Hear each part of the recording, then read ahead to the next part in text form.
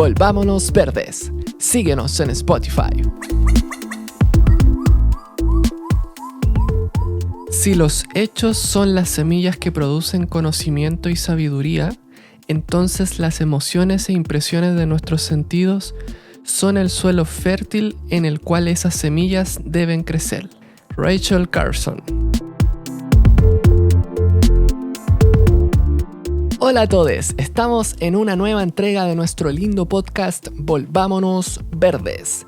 Como siempre agradecemos a nuestros colaboradores locales Book Bazaar, una tienda de libros usados, y Mercado Local, un nuevo supermercado con la mayor oferta de productos locales entre Pucón y Villarrica. Y si te gusta este podcast y quieres apoyar el trabajo que hacemos, te invitamos a unirte a nuestra comunidad en Patreon.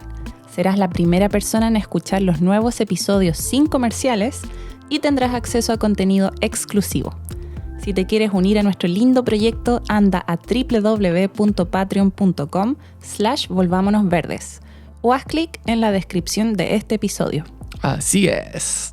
En el episodio de hoy invitamos a Ana María Fliegenhardt, también conocida como Anita Catalapi. Ella es profesora de Biología y Ciencias Naturales con más de 15 años de experiencia en el aula. También creó hace 30 años el ahora Santuario de la Naturaleza Parque Catalapi, donde se realiza educación ambiental, conservación e investigación científica. Todo esto cerca de Puerto Montt, a la entrada de la ruta de los parques de la Patagonia. Sin más preámbulos, vamos a la conversación.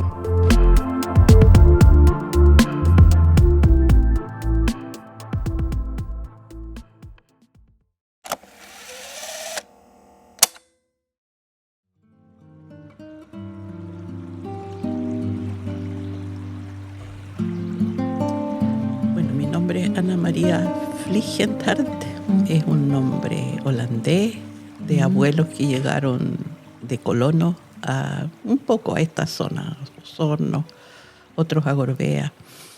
Y quiere decir flige, volar, y hart es corazón.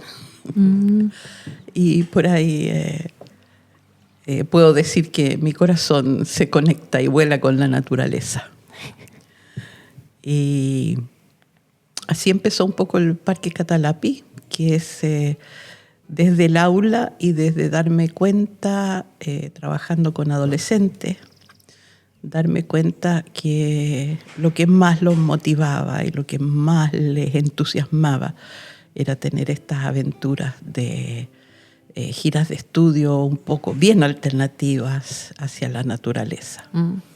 Y para lograrlo eso, tenían que trabajar todo el año para juntar la plata. Tenían que hacer ventas de dulces, lavados de autos, show, lo que quisieran, pero tenían que juntar la plata porque no podían llegar a fin de año con el cheque para pagar el pasaje y todo. Y veníamos, varios de los años fue el viaje desde Santiago, en tren, todavía me acuerdo, en tren hasta Temuco, y en Temuco tomar una micro no muy moderna, no muy buena, y partir hacia Conguillío. Y ahí pasar una semana haciendo excursiones, jugando en el agua del lago, y después salir a hacer los senderos. Y era maravilloso, y de ahí quedé con la además de que en esa época, te estoy hablando de hace 45, 50 años atrás, ya se sabía que habían problemas ambientales globales. Se empezó a hablar en esa época del cambio climático. Como en los años 80, por ahí será. En el año 1979. O sea, mi marido es científico ya, entonces siempre tuve mucho contacto con los científicos. Entonces siempre se comentaban estos temas. Y en esa época lo que pegó muy fuerte fue la capa de ozono, la destrucción de la capa de ozono. Y el cambio climático no se sabía, o sea, se sabía, los científicos sabían, pero nada más. Y bueno, la preocupación por los problemas ambientales que ya se veían claritos por todas partes me hizo estar muy atenta a esos temas, más mi experiencia docente de profesora y de contacto con la naturaleza. Y en esa época, entonces, en el año 90, dejé el aula propiamente tal y me dediqué a trabajar de voluntaria y en proyectos por temas ambientales. Ahí me volví verde, o sea, ya era verde, pero hace 40 y tantos años que me volví verde. No de activismo de colgarme de las chimeneas, ni de llevar pancartas y hacer marchas. Eso no ha sido nunca mi estilo. Pero sí entregar antecedentes y que la gente, los jóvenes, los adultos, los niños, tomen sus propias decisiones. O sea, cuando tú le das los antecedentes a las personas, no son, digamos, todos somos inteligentes, y 2 más 2 hace que las personas empiecen a pensar y a darse cuenta que hay algo fundamentalmente malo en la relación del ser humano con la naturaleza. Wow. Qué bonito esa noción del el volverse verde de verdad. Con el SEA estamos en proceso todavía, es algo lejano todavía, yo creo. Es cuando más uno empieza a poner los pies en la tierra y las manos en la tierra, yo creo. O empieza a hacer actividades en concreto. Qué lindo. Y eso, entonces el Parque Catalapi tiene 30 años, habías dicho. Compramos en el año 1993, o sea, estamos en el 2023, son justo 30 años, pero lo que compramos fue un pedacito, 25 hectáreas, de bosque muy intervenido, muy degradado, muy en mala calidad. Es bosque templado valdiviano, pero que había sido explotado para sacar leña durante muchos años, y después ganado. Y al principio la familia vivíamos en Santiago, no había teléfono, ni siquiera celulares ya. Claro.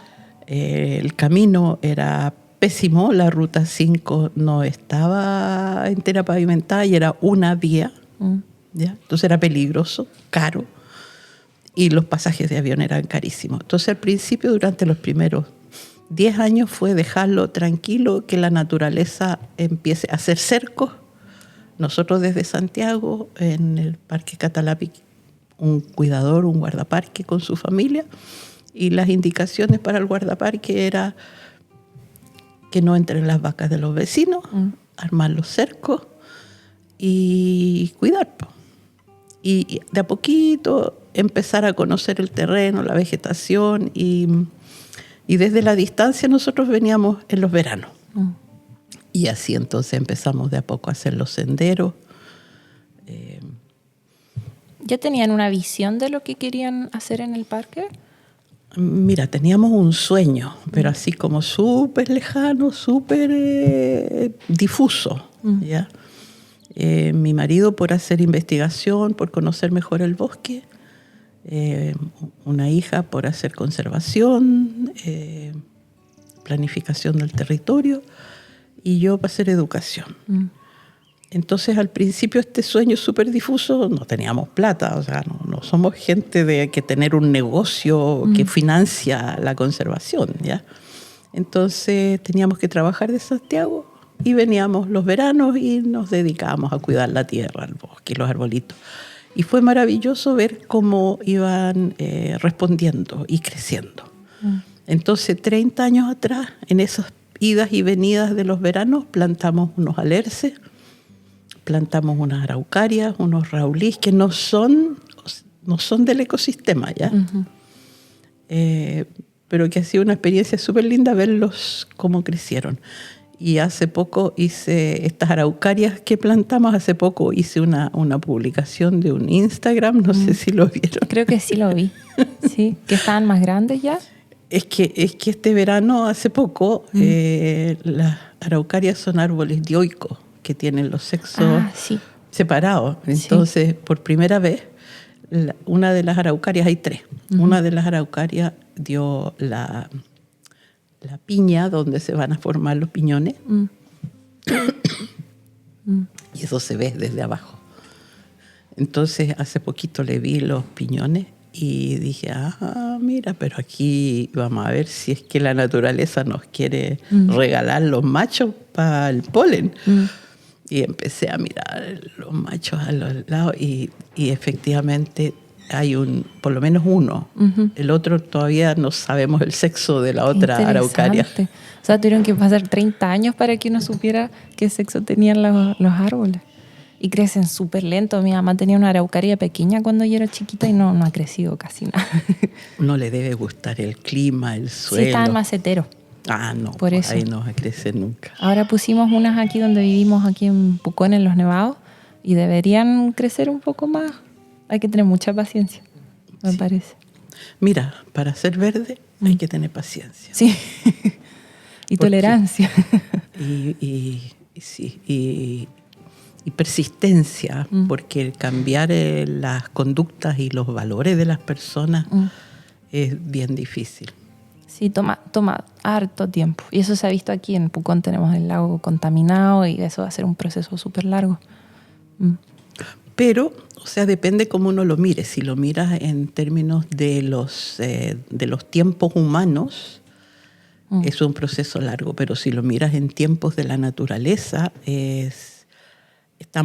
los cambios que está haciendo el ser humano son muy rápidos. Es que demasiado rápidos. Sí. ¿Ya? Eso en la naturaleza, en forma natural. O sea, el cambio climático y la acumulación de CO2 que estamos inyectando en la atmósfera es, no sé, en 30 años, 40 años. O sea, ya se sabía desde el punto de vista científico, pero ahora los gráficos lo confirman. Totalmente. Sí, es demasiado rápido. Bueno, quería volver al Parque Catalapi. Había dicho que entonces tiene selva valdiviana, ¿es como la vegetación que uno puede encontrar ahí? Bosque templado valdiviano con influencias norpatagónicas. Ok. Porque el clima ya es valdiviano, toda la vegetación del bosque valdiviano. Con mucha lluvia. Con mucha lluvia, disminuyendo rápidamente también la lluvia. La curva, el gráfico va cada vez disminuyendo. Cuando llegamos nosotros era como 2.500 milímetros anuales, 30 años atrás. Ahora vamos como en 1.500. Qué terrible. Había leído que no se sabía, el extremo más sur de Chile no se sabía cómo iba a ser el cambio climático. Se creía que en algunas partes podía aumentar la lluvia. Pero claro, todo eso hay que ver. La verdad es que no tengo así como para ponernos a analizar el cambio climático sector por sector, región por región chilena ya. Pero lo que está pasando en el sector de la carretera austral, el kilómetro 18, además nosotros estamos en un microclima. Estamos metidos entre dos cerros a la orilla del mar, entonces entran los vientos cargados de humedad, entran desde el mar y se meten entre estos dos cerros y ahí está el Parque Catalapi. Entonces, además el Parque Catalapi tiene casi un 40% de más lluvia que lo que dice oficialmente el observatorio que hay en el Tepual. Ok, por ese microclima. Es un microclima, sí. Y tiene ríos también, me imagino. Tiene un estero, un río que alimenta, de ahí saca el agua, la APR, el agua potable rural de la zona, saca agua para abastecer a como 800 familias. Y no es un río grande como los ríos del sur, pero es uno de los esteros interesantes. Y había dicho que el inicio hace 30 años estaba bien modificado, ¿no? Había un aserradero, o ¿cómo fue? ¿Se había cortado leña? Como se usaba antes y como todavía se usa en algunas partes, es en media. El dueño del bosque le da el derecho a un mediero a ir a cortar los árboles y sacan lo más fácil, lo más valioso, lo que tiene para la leña principalmente, lo que da más poder calórico.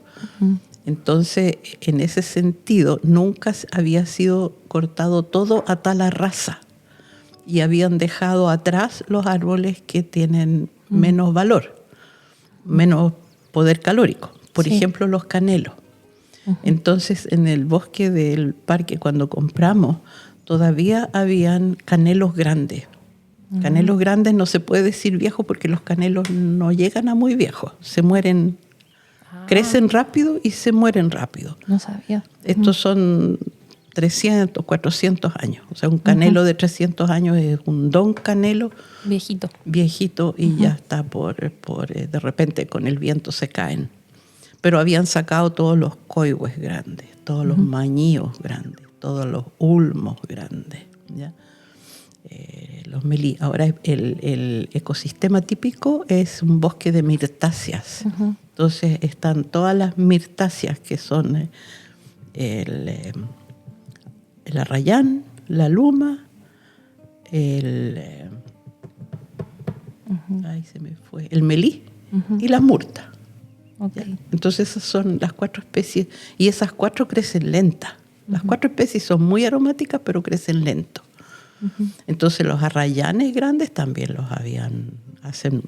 dan mucho calor, mucha leña buena, sí. Las lumas lo mismo. Entonces esos los grandes los habían cortado. Ok. Qué triste porque los mañíos son tan lindos, por ejemplo. Nosotros, no, donde vivimos no hay mañíos, pero quisiéramos plantar uno por ahí. Son mañosos para crecer. Sí. Crecen lento. Entonces, claro, los grandes que habían, árboles hermosos, pero de crecimiento lento, muy buena madera.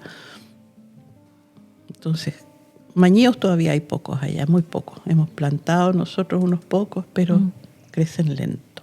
Y entonces en esos 30 años se ha recuperado, ¿no? Sí, bueno, el esa bosque. es la maravilla, pues esa es la maravilla que en estos 30 años dejó de ser un bosque totalmente degradado y nosotros siguiendo casi los mismos caminos de las vacas, las rutas de las vacas que tenían todo pisoteado, fuimos armando de a poco senderos y en este momento es una red de senderos preparados y mantenidos especialmente para educación. Entonces, no es plano, no hay casi nada plano. Es todo como un pañuelo arrugado, que si lo estiras es mucho más superficie y este pedacito era así también y es así todavía, con muchas pendientes, subidas, bajadas, un arroyito, unas vertientes por aquí, el río por allá y entre medio microhumedales que impedían el paso. Entonces nos hemos demorado años en llegar a recorrer y a armar todos los senderos. Y es una red de senderos y entre medio donde habían lugares donde habían sacado toda la vegetación. En este momento lo que hay son pequeñas estaciones de trabajo. ¿Ya? De repente unos asientos, unas mesitas, entonces caminamos por el bosque un rato y después llegamos a un clarito donde hay unas mesas y unos asientos y ahí conversamos con los visitantes, qué es lo que han visto. Van siempre con una tarea, con alguna indicación de qué es lo que vamos a ir mirando en esa excursión. Entonces se hacen pequeñas excursiones muy entretenidas y muy didácticas que van aprendiendo a reconocer especies, las relaciones entre las especies. Y la naturaleza siempre es maravillosa en el sentido de que si vas mirando, aparecen, no sé, pues de repente una ranita, de repente metes un pie en el agua y no sé, pues te cambia, te da sorpresas la naturaleza que te hace algún pájaro del bosque que te sale, que te asusta, el chucao, por ejemplo, que no vuela, anda por el suelo y que grita muy fuerte. Sí, si uno está cerca, te deja sordo. Claro. Y bueno, esos son los momentos en que tú como guía aprovechas de comentarles que, bueno, cuando el chucao te canta por el lado izquierdo es mala suerte, cuando te canta por el lado derecho, y un montón de leyendas y de... Qué lindo. Y, ¿qué quería preguntar? Bueno, el nombre, el Parque Catalapi, viene del helecho, ¿no? Claro, es un helecho que es el único, o sea, hay 2 helechos, son 3 helechos que son de la misma familia, los Blechnum. Sí. Y uno es muy abundante en el sur cuando hay harto sol y humedad, que es el costilla vaca. Están por todos lados. Y hay otro que es el mismo Blechnum, pero chiquitito, diminuto. ¿Ya? Que también cuando están las condiciones hay praderas enteras y no crece nada más porque este tiene una champa de raíces impresionante que no deja que crezca ninguna otra cosa. Y después está el catalapi, que es el único que tiene un tronco. No es un tronco, en realidad es un rizoma. Pero es el único helecho que tiene un rizoma y las hojas son, que no son hojas tampoco, ¿no es cierto? Según los botánicos hay que usar los términos correctos.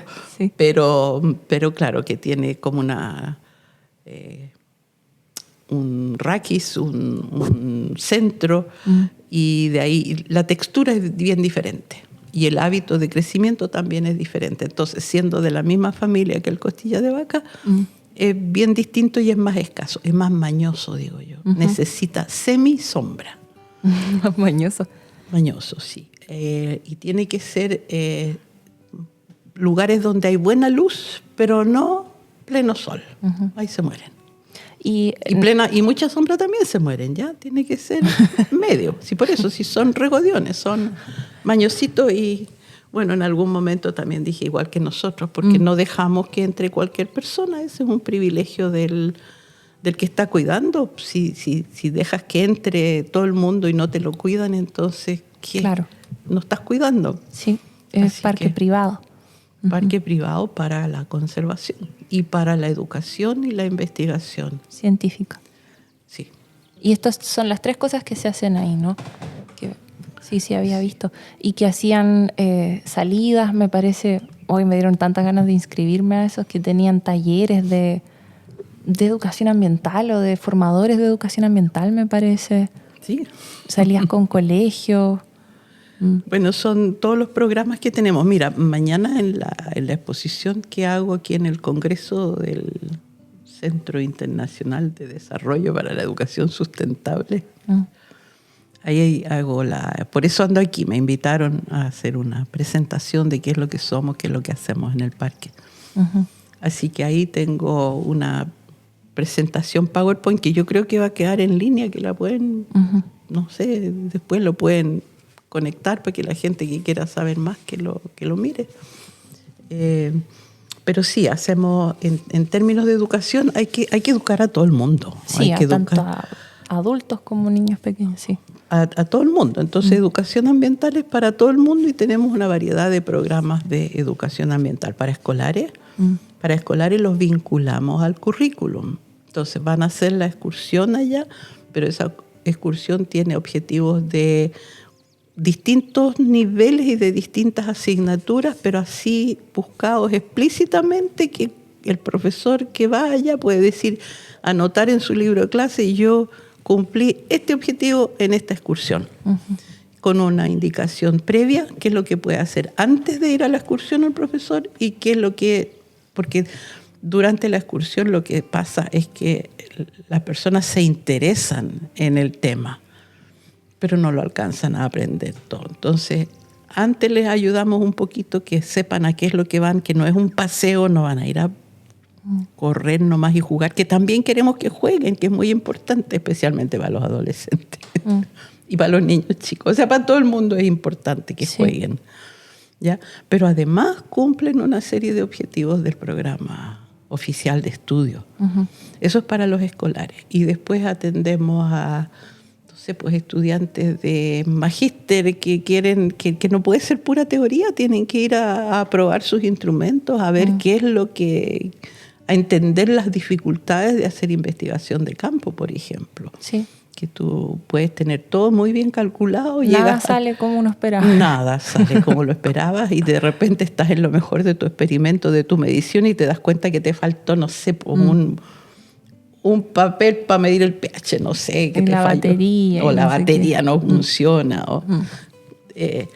O estudiantes de turismo que tienen que aprender a guiar a los turistas. No pueden, o sea, tú no puedes ensayar solo, tienes que tener ahí el tener la experiencia. Y después a los investigadores les ayudamos, les apoyamos con la logística. Tienen que tener electricidad, necesitan comida, necesitan instrumentos, apoyo, necesitan una escalera para subirse a la parte alta o necesitan palas para llegar a las raíces. Entonces apoyamos la investigación científica. Qué bueno. O sea, se puede ir a hacer una investigación de cualquier cosa, ¿no? De animales o de plantas, de hongos. De todo lo que pueden encontrar en el bosque templado valdiviano. ¿Hay animales? ¿Se puede ver, por ejemplo, pumas, huiñas?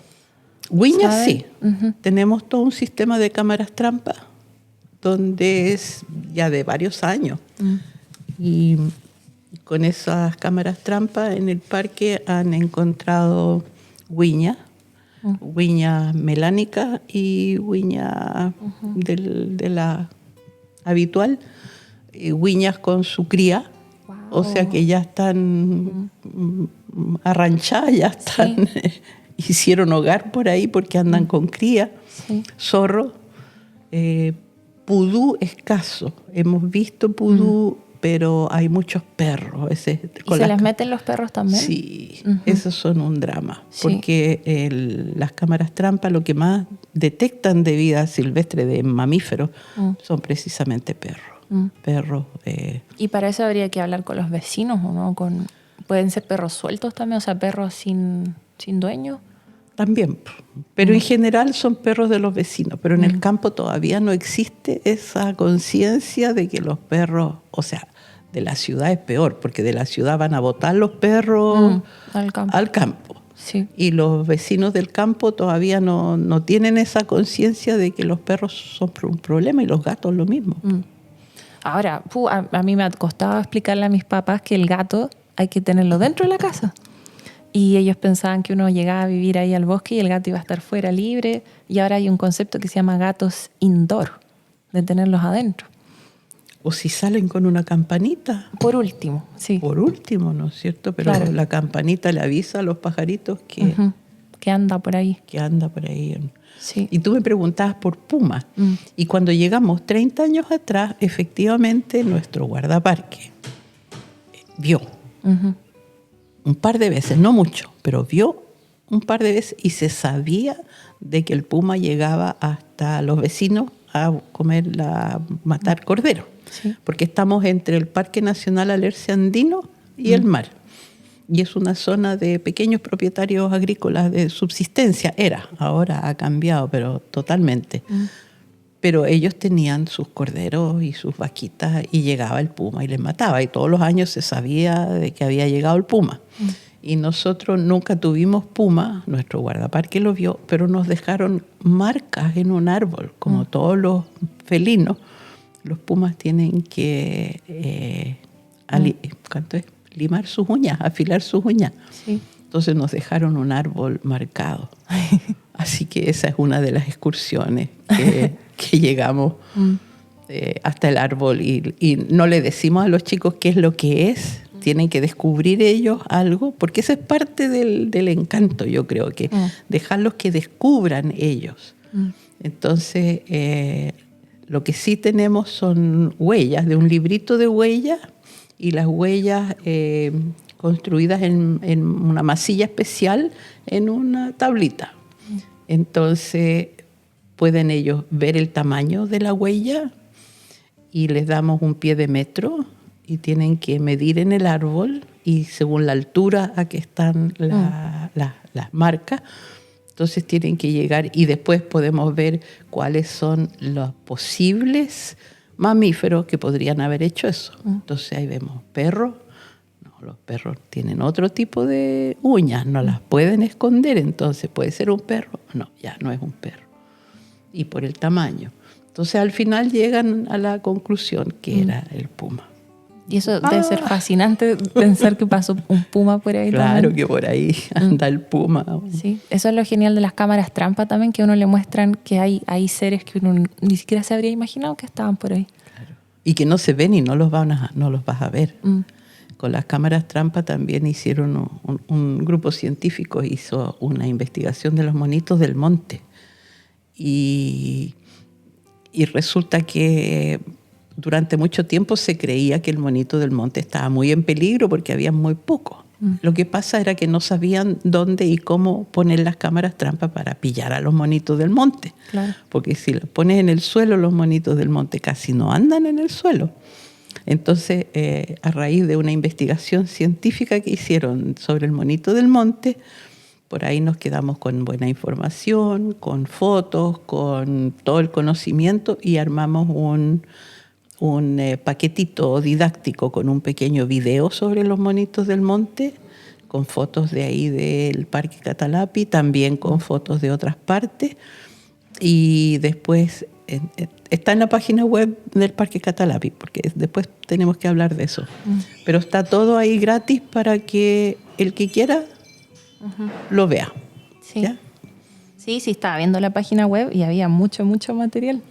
Sí. Me entretuve una semana entera mirando todo lo que había. Sí. ¿Y viste lo del monito del monte? Que me parece que sí. Los videos, el material, que también tenían como guías de reconocimiento, no de reconocimiento, pero todos los mamíferos, las plantas, los insectos. Fichas de especie. Fichas de especie. Publicaciones también, que me gustó que estaban en castellano, que no eran en inglés, que uno las podía acceder y leer. Bueno, hay de todo, pues, en inglés y en castellano. En alemán sí que no han publicado nada. Ese es otro mundo. Sí. Entonces, al final el paquetito didáctico vinculado con el currículum consiste en un video de 10 minutos, algo así, 7 estaciones en que van el monito del monte a lo largo del año y la investigación que se hizo allá y cómo cuidar el monito del monte. Y después entonces una parte de interactivo en que cada 2 minutos, por ejemplo, el video para y para seguir hay preguntas y respuestas. Y es increíble cómo los chicos y los grandes se entretienen respondiendo y fijándose. Y si no pueden responder, una típica, por ejemplo, es ¿dónde guarda el monito del monte el alimento extra para pasar el invierno? Entonces las alternativas serán en las orejas, en la cola, en la guata. Sí. ¿Y dónde lo guardan? En la cola, ¿cierto? Claro. Que la cola se va agrandando. Claro. ¿Con mucho. toda la grasa? ¿O? Sí. Es la grasa que les tiene que durar para todo el invierno, que son varios meses. Y el animalito es tan extraordinario, son chiquititos, pesan creo que 30 gramos, algo así. Pero baja la temperatura del cuerpo en el invierno al punto que llega a 4, 5, 6 grados. Y si tú tomas algo en tu mano de 4, 5, 6 grados, es casi una bolita de hielo. Y así sobreviven casi sin metabolismo durante varios meses del invierno. Wow. Y lo que pasa entonces cuando cortan el árbol y cae el árbol y hay una cosita dormida, fría, los agricultores creen que son ratones o que están muertos. Y si está frío lo tratan de calentar y de alimentarlo y con eso lo terminan de matar porque estando vivo el animalito va a consumir su reserva de alimento de la cola. Entonces ahí... Y después eso está con planificaciones de aula vinculadas al currículo, a varias asignaturas. Entonces el profesor hace algo primero con los monitos, después lleva al curso a su excursión, donde no ven los monitos, porque los monitos en el invierno están dormidos en el invierno y en el día se están escondidos. Entonces no los ven, pero ven dónde viven, qué comen en la primavera, en el verano, qué comen para el invierno, dónde hacen sus niditos, y les hacemos que construyan un nidito con los elementos de la naturaleza y que lo pongan por ahí, que lo pongan como donde le podría servir a algún monito del monte. Lo lindo es que hasta yo creo que tanto niños, niñas aprenden como profesores también, ¿cierto? Claro, los profes. O sea, a ver, aquí le voy a hacer un aterrizaje en la realidad a las escuelas de pedagogía, pero a los profesores de castellano o de básica les enseñan lenguaje y los verbos y la estructura de una oración, pero no le enseñan con la naturaleza del ecosistema o de la realidad ni con los problemas ambientales. Entonces, en general, la formación inicial docente es muy deficitaria en términos de naturaleza. No tienen idea. O sea, la mayoría de los docentes en Chile no saben cuáles especies son exóticas y cuáles son nativas. No tienen idea. No tienen idea. Que ya esos son conocimientos básicos, pero es real. Sí, mucha gente no sabe eso. Y la educación ambiental es esencial, pero también quería preguntarte ¿por qué? O sea, ¿cuál es la relación entre naturaleza y educación? Mira, el ser humano para estar bien necesita vivir en un ambiente, que el ambiente esté bien. Si está todo contaminado, todo agresivo, todo sucio, todo cemento, al final la persona no tiene esa noción, esa conciencia de que depende del agua. ¿De dónde viene el agua? Abren la llave y sale agua.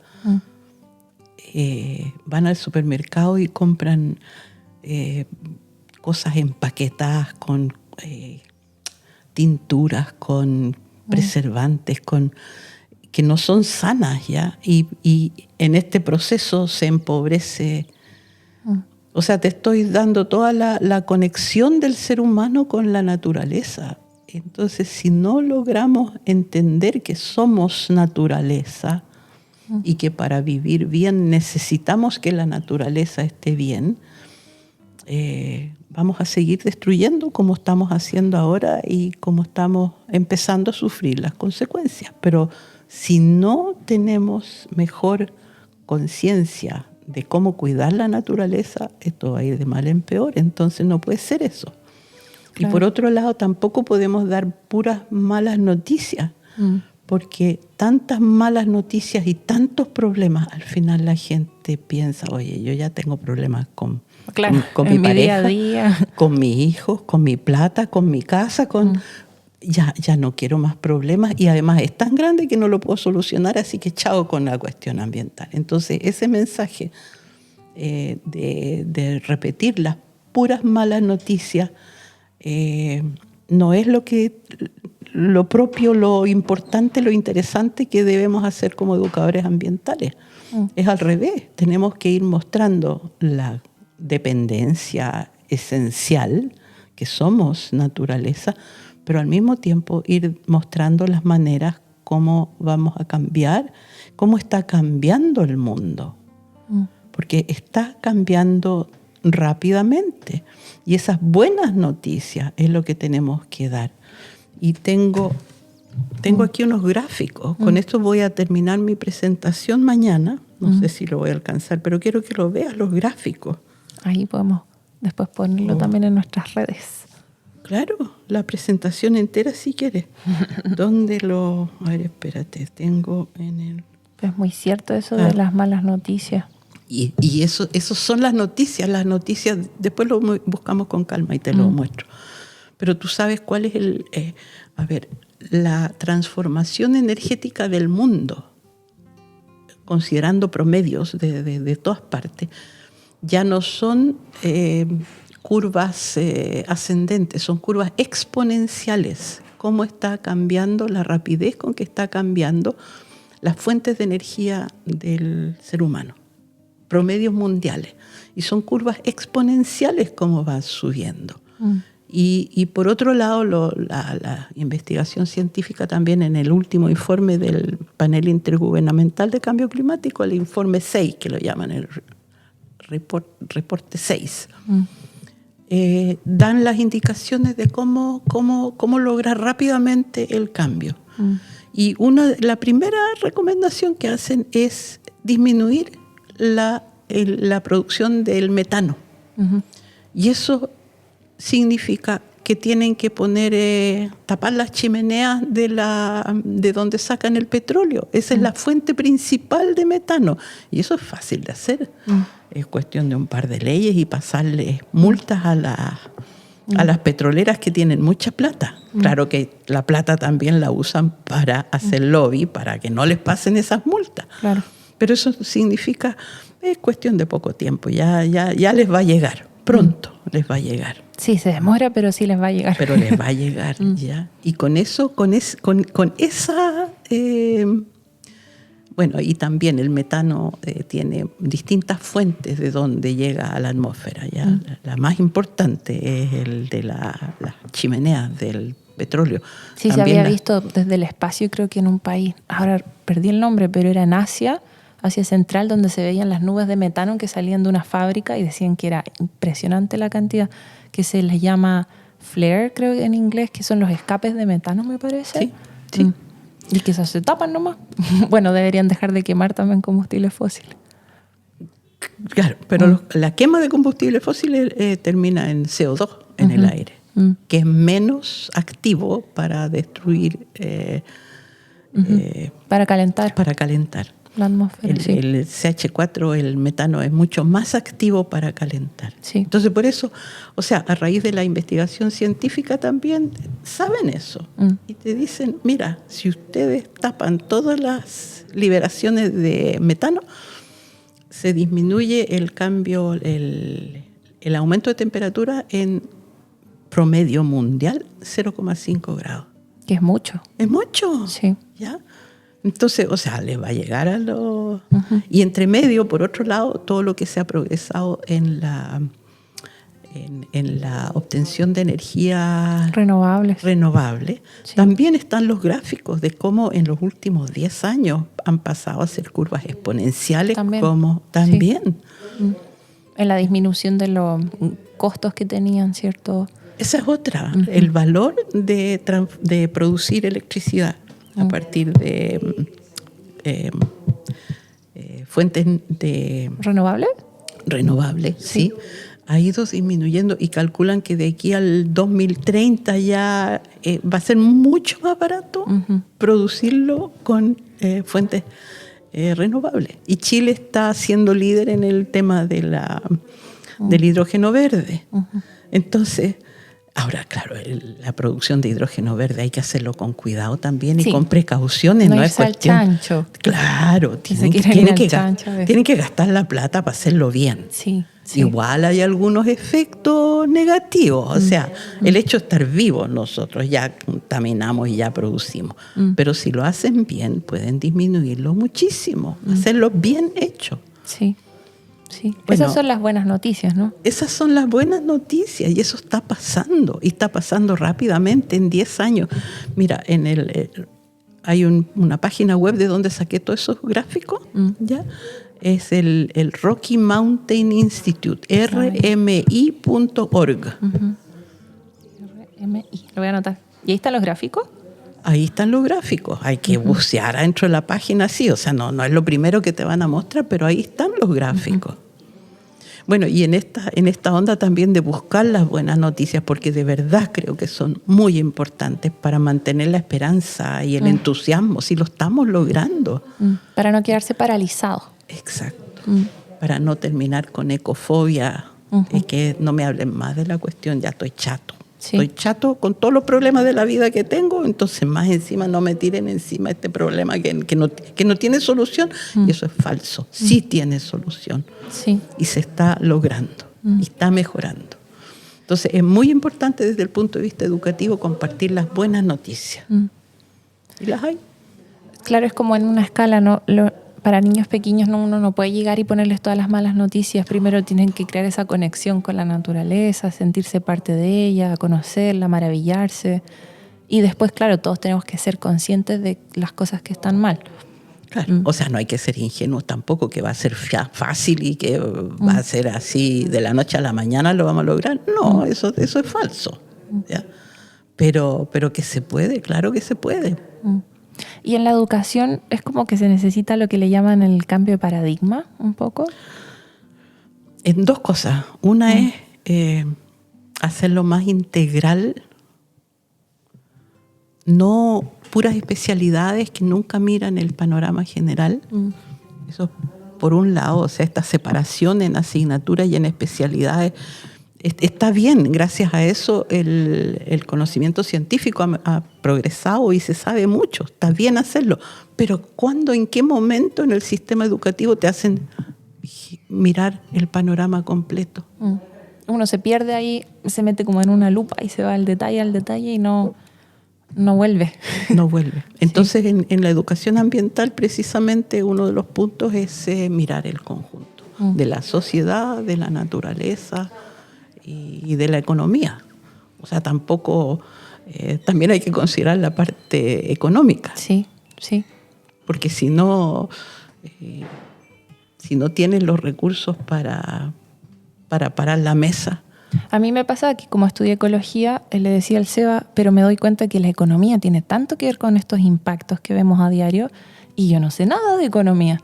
Entonces pensaba, ¿por qué no me habrán enseñado, aunque sean las cosas más básicas de economía, para que yo entienda de dónde viene el Producto Interno Bruto, por qué es necesario el crecimiento económico? Esas cosas no las entiendo todavía. Y a los economistas que les enseñen las cosas básicas de naturaleza. De la naturaleza, sí. Pero mira, no hay ningún sistema que te pueda enseñar todo eso en tu vida, porque el conocimiento es tan infinito en este momento, ¿ya? Entonces, el cambio de paradigma en educación, y que lo han hablado mucho tiempo en educación, es la motivación, el interés. Cuando a ti te interesa un tema, si te das cuenta que necesitas saber más economía, buscarás la manera de hacerlo. Hoy en día el tío Google es maravilloso. Sí. De verdad que es maravilloso. Sí, si uno sabe dónde buscar, encuentra todo. Tienes que tener el criterio para saber dónde y cómo buscar. Y después ver si tener el criterio para darte cuenta que si lo que estás leyendo tiene visos de lógica o es todo mentira. Claro, si es fiable hasta cierto punto o no. O no, tus fuentes de información. Y por eso que se necesita la educación, cerebros pensantes, lógicos, interesados. Y eso se logra, según yo, lo primero es contacto con la naturaleza. Sacar, y ese es el cambio de paradigma, sacar a los escolares de las 4 paredes del aula y de la pura teoría. Y no soy yo solamente la que lo digo. Claro. Encontré una cita está en inglés, pero es la segunda advertencia a la humanidad de un grupo de 15.364 científicos que desde cada uno de sus ámbitos sintetizaron. Esta es una cita del año 2017 por ahí en mi publicación, en mi presentación también lo digo, que hacen 13 recomendaciones súper generales para la humanidad, para que cambie y para reducir la miseria del cambio y del desastre. Y hacen una recomendación para educación.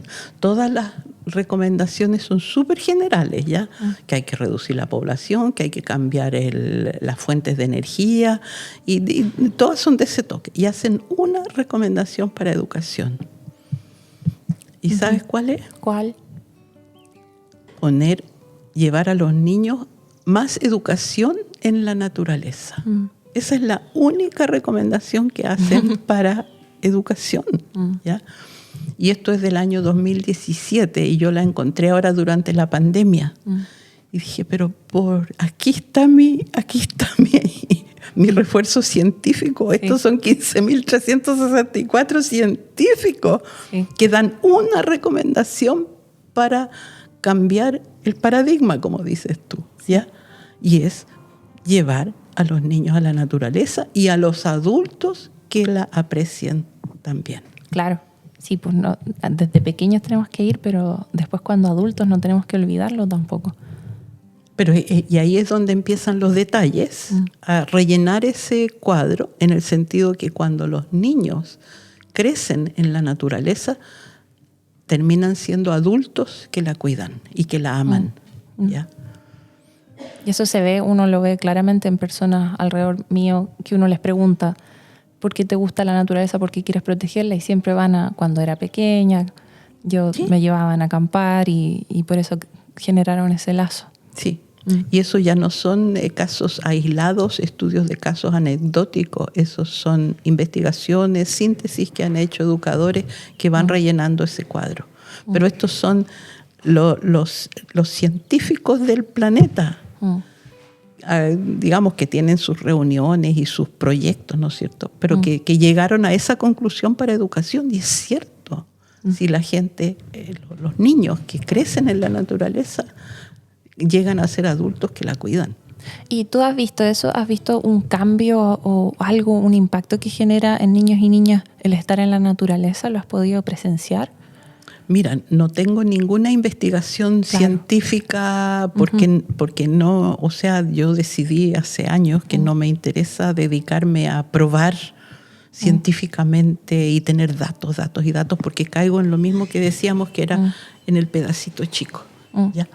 Entonces yo, pero sí sé muchas citas, todas estas citas que tú dices de gente que es efectivo, eso es. Y hay otras evidencias más grandes, de grupos más grandes que lo han revisado la literatura y tienen, no sé, pues 2.538 papers que prueban eso. Claro. ¿Ya? Sí.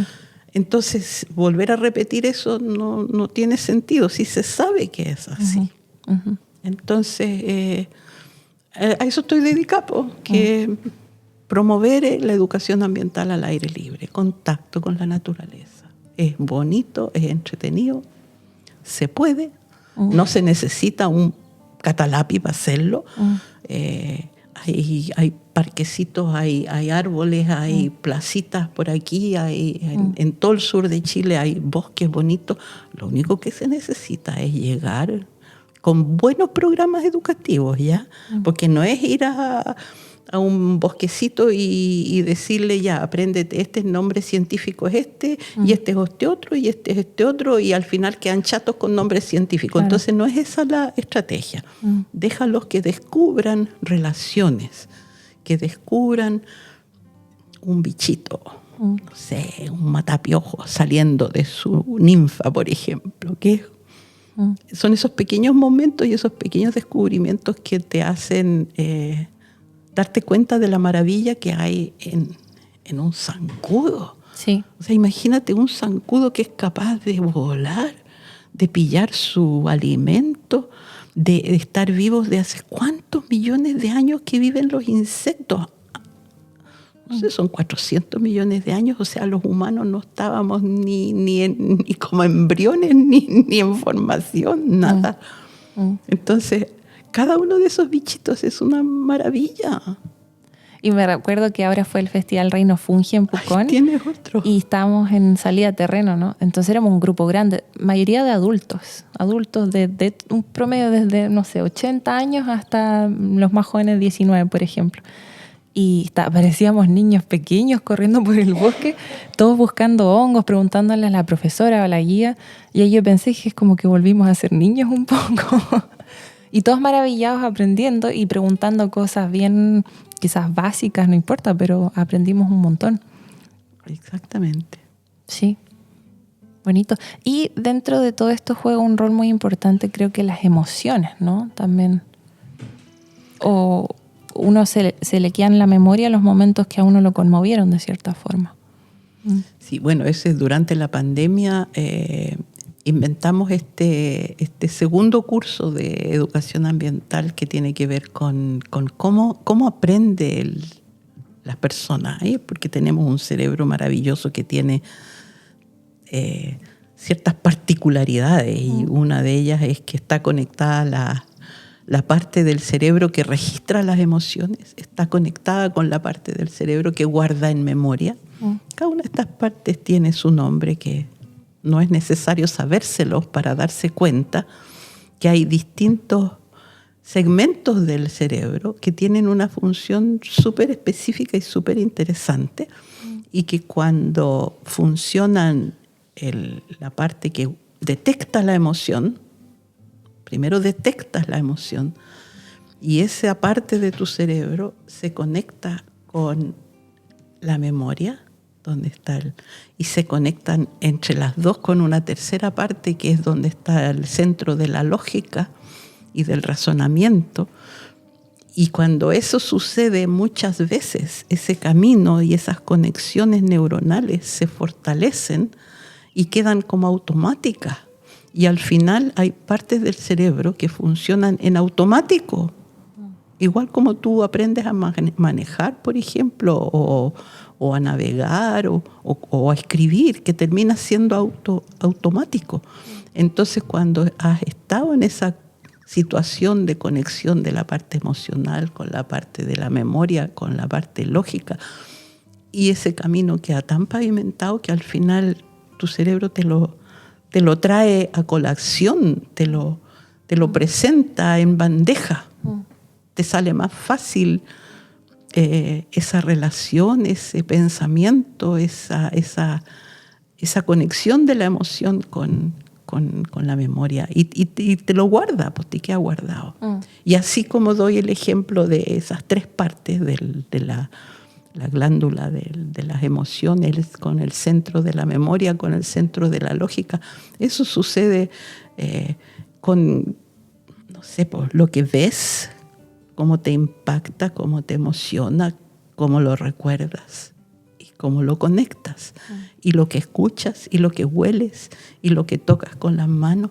Entonces, llegar a ese punto en que los chicos, por ejemplo, juegan en el bosque y se empapan su cerebro y quedan esas conexiones hechas, eso les dura para toda la vida. Entonces, efectivamente, las emociones son casi más importantes que la racionalidad.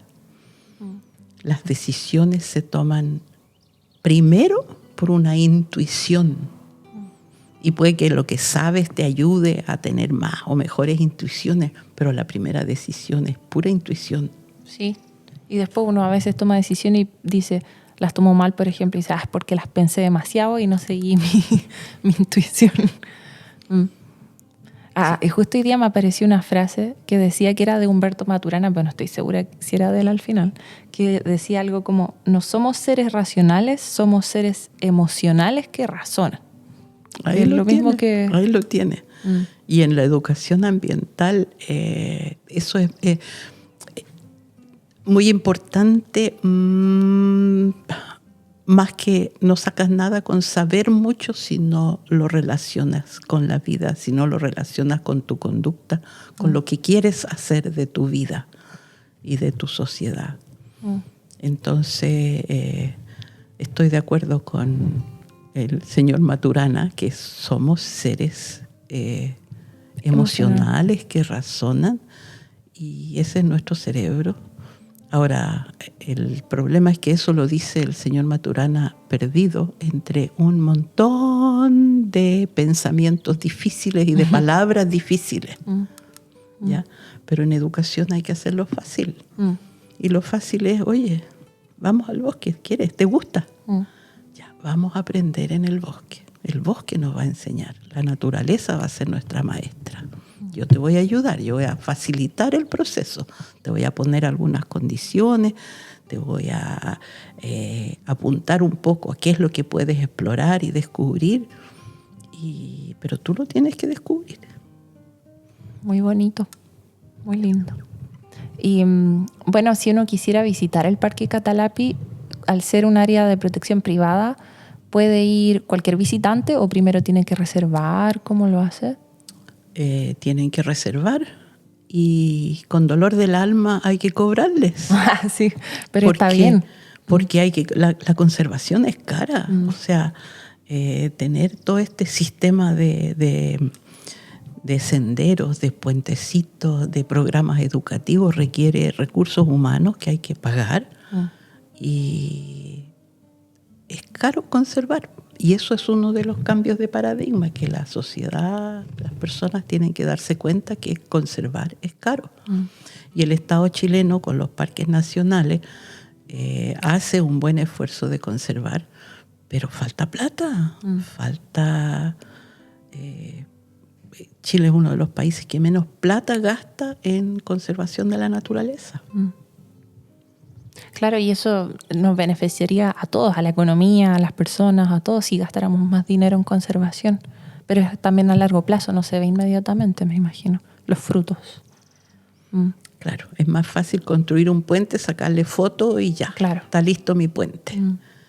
Pero en educación, ya, está lista mi persona, es lento, tiene que haber todo un proceso detrás.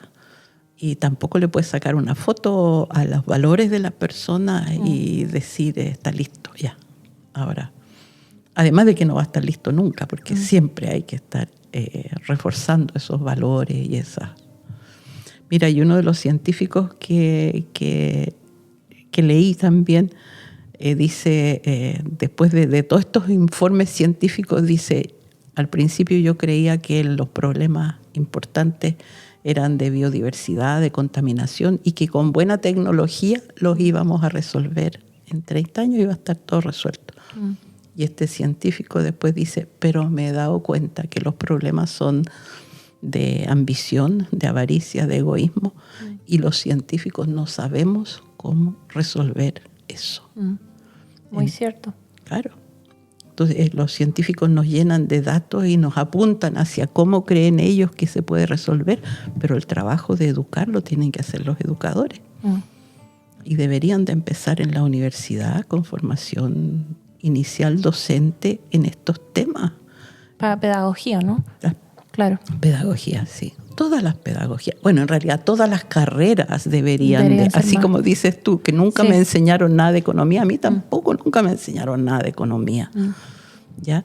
Pero siendo profesora de ciencias, ya me apuntaron a la parte científica, que tampoco me lo relacionaron nunca con la cultura. Claro, también. También. Sí, pues ahora me empecé a través del campus Villarrica de la UC, empecé a descubrir que existe la noción de biocultura, de que ambas cosas están relacionadas. Y dije, wow, lo estoy descubriendo recién ahora. Sí. Sí, como la transdisciplina le dicen, ¿no? Mezclar disciplinas. Sí. Oye, a mí en un ratito más me van a venir a buscar. Sí, y de hecho estábamos llegando ya al final, nos parece. No sé si querías agregar algo más, Anita. Invitar a todo el mundo a visitar la naturaleza. Dejen de ir al mall el fin de semana, que es puro gastar plata y a comprarle ceras que después no la usan. O que hacen basura, ropa de mala clase que termina en el cachureo ligerito. La pasa de moda y ya no sirve. O juguetes de plástico de mala clase. Lleven a los niños a la naturaleza, a jugar en la naturaleza. Uno va al mall, compra algo y cree que se llena y se siente vacío. Y va a la naturaleza y vuelve lleno. Es muy diferente. Eso, así que eso, volvámonos más verdes todavía. Vamos a más naturaleza, más visita, menos mall, hacer una comidita vegetariana en la naturaleza, rico, y ya, con los niños, con los abuelitos, con todo el mundo. Bien, gracias Anita. Queremos visitar el Parque Catalapi también. Tienen que, ya, casi lo que les recomiendo es que se inscriban en alguno de los talleres, porque son casi como retiros espirituales, pero entretenidos y prácticos en la naturaleza. Y duran como 3 días. 3 días. Con ¿cómo se dice? Alojamiento, con interno, comida. Interno, y ojalá sin teléfono. Ah, sí. Se los quitan. A los niños se los quitamos. Qué buena. Sí. Es que hay que hacerlo. Sí. Es que las pantallas son muy poderosas ya. Son un imán. Son un imán. Y hay una razón evolutiva de por qué. Es lo primero, es el órgano de los sentidos que primero y más se desarrolla. Entonces... Ya. Nos queremos inscribir, pero no sé cuándo. Ahí vamos a ver. Desgraciadamente hay poca plata para becas. Sí. Pero son súper baratos comparado con cualquier otra actividad. Y me imagino que vale la pena totalmente. Sí, vale la pena. Bien. Yo también estoy convencida que vale la pena. Y de hecho se inscribe gente de todo Chile, ¿ya? Y de todo tipo de profesionales, no profesionales, de todo tipo de personas, ¿no? Sí, estudiantes. Estudiantes universitarios, por ejemplo, catetean a sus coordinadores académicos para que les den becas, para que les paguen. Y algunos lo consiguen, pues, y otros juntan su platita y van. Bien. Vamos. Vamos. Y invitamos a todos también. Vamos que se puede. Gracias, Anita. Gracias a ustedes, chicos. Bien. Por ser tan verdes. Tratamos. Agradecemos a nuestros colaboradores que son Book Bazaar es una librería de libros usados ubicada en la aldea Los Álamos de Pucón. Tienen una gran variedad de libros de distintos temas y en variados idiomas. ¿Qué mejor forma de apoyar la economía circular que permitiendo que los libros vuelvan a ser leídos por otras personas? Mercado Local, el supermercado con la mayor oferta de productos locales de Pucón y Villarrica. Ayudemos a impulsar la economía local y el trabajo de huerteras y productores de la zona. No olviden que pueden encontrar todas las fuentes de información de este episodio en volvamonosverdes.cl y muchas gracias a todos nuestros auditores y que tengan una muy buena semana. Chao.